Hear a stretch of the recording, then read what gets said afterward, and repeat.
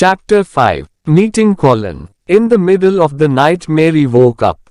Heavy rain had started falling again, and the wind was blowing violently round the walls of the old house.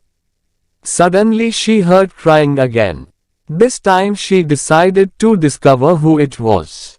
She left her room, and in the darkness followed the crying sound, round corners and through doors, up and down stairs to the other side of the big house. At last she found the right room. She pushed the door open and went in.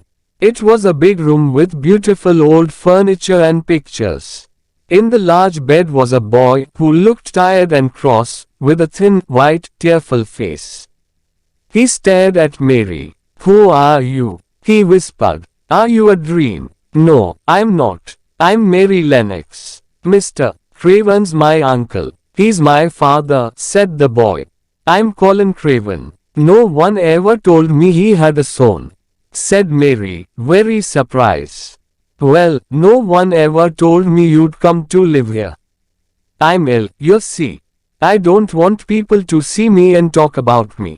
If I live, I may have a crooked back like my father, but I'll probably die." "What a strange house this is," said Mary. "So many secrets. Does your father come and see you often?" "Not often. He doesn't like seeing me because it makes him remember my mother. She died when I was born, so he almost hates me, I think." "Why do you say you're going to die?" asked Mary. "I've always been ill. I've nearly died several times, and my back's never been strong. My doctor feels sure that I'm going to die. But he's my father's cousin, and very poor, so he'd like me to die. Then he'd get all the money when my father dies. He gives me medicine and tells me to rest.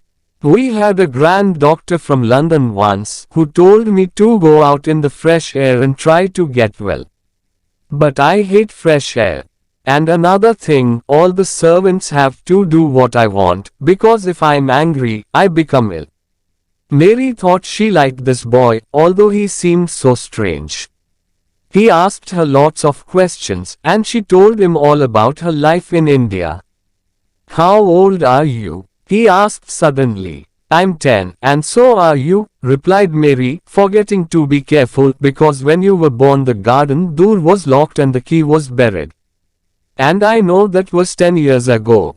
Colin sat up in bed and looked very interested. "What door?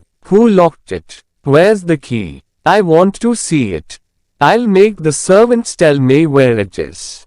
They'll take me there and you can come too." "Oh, please. Don't do that," cried Mary. Colin stared at her. "Don't you want to see it?" "Yes, but if you make them open the door, it will never be a secret again. You see, if only we know about it, if we can find the key, we can go and play there every day. We can help the garden come alive again. And no one will know about it except us." "I see," said Colin slowly. "Yes, I'd like that. It'll be our secret. I've never had a secret before. And perhaps," added Mary cleverly, "we can find a boy to push you in your wheelchair, if you can't walk, and we can go there together without any other people. You'll feel better outside." "I know I do. I'd like that," he said dreamily. "I think I'd like fresh air, in a secret garden." Then Mary told him about the moor, and Dickon, and Ben Weatherstaff, and the robin, and Colin listened to it all with great interest. He began to smile and look much happier. "I like having you here," he said. "You must come and see me every day. But I'm tired now. I'll sing you a song." "My servant Kamla used to do that in India," said Mary, and very soon Colin was asleep. The next afternoon Mary visited Colin again, and he seemed very pleased to see her. He had sent his nurse away and had told nobody about Mary's visit. Mary had not told anybody either. They read some of his books together, and told each other stories. They were enjoying themselves and laughing loudly when suddenly the door opened. Dr. Craven and Mrs. Medlock came in. They almost fell over in surprise. "What's happening here?" asked Dr. Craven. Colin sat up straight. To Mary he looked just like an Indian prince. This is my cousin, Mary Lennox, he said calmly. I like her. She must visit me often. Oh, I'm sorry, sir, said poor Mrs. Medlock to the doctor. I don't know how she discovered him. I told the servants to keep it a secret. To Mary he looked just like an Indian prince. Don't be stupid, Medlock, said the Indian prince coldly. Nobody told her. She heard me crying and found me herself. Bring our tea up now. I'm afraid you're getting too hot and excited, my boy, said Dr. Craven. That's not good for you. Don't forget you're ill. I want to forget, said Colin. I'll be angry if Mary doesn't visit me. She makes me feel better. Dr. Craven did not look happy when he left the room.